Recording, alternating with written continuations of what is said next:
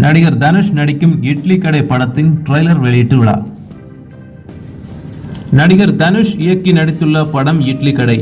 Don Pictures, Wunderbar Films, Red Giant Films ஆகிய நிறுவனங்கள் இணைந்து இப்படத்தை தயாரித்துள்ளனர்.